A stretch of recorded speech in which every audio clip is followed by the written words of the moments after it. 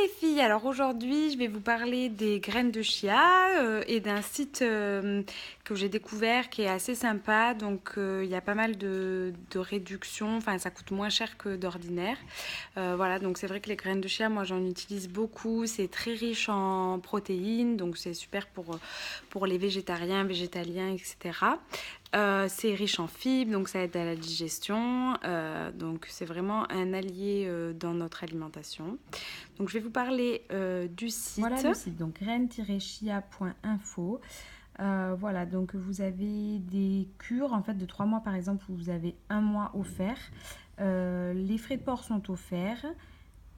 Voilà, et c'est satisfait ou remboursé. Donc après, vous avez plein d'informations sur les bienfaits des graines de chia.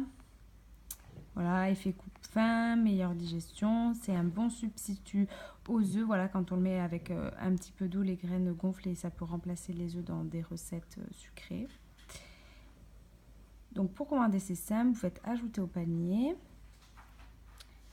et commander. Donc là, pour 30 €, vous avez, bon, ils disent 3 mois de cure. Donc en fait, vous avez 3 paquets, ce qui revient vraiment pas cher parce que généralement, les graines de chia, c'est quand même plutôt 15 € le paquet, quoi. Donc voilà, comme je vous le disais, moi les graines de chia c'est quelque chose que je mange vraiment quasiment tous les jours.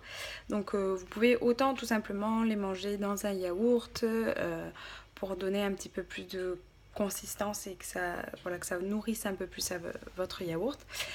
J'aime beaucoup les mettre aussi dans les smoothies, dans les porridge.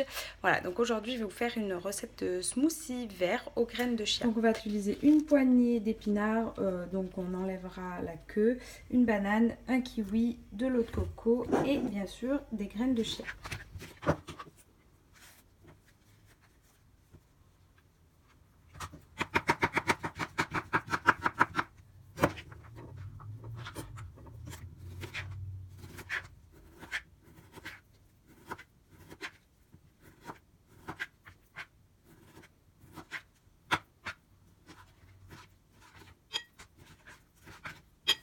Donc j'ai coupé mes fruits, j'ai rincé mes pousses d'épinards, à peu près une petite poignée. J'ai les graines de chia et l'eau de coco, donc je mets tout dans le blender.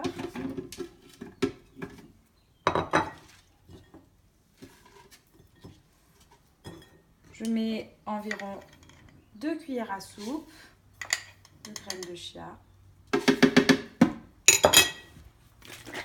l'eau de coco.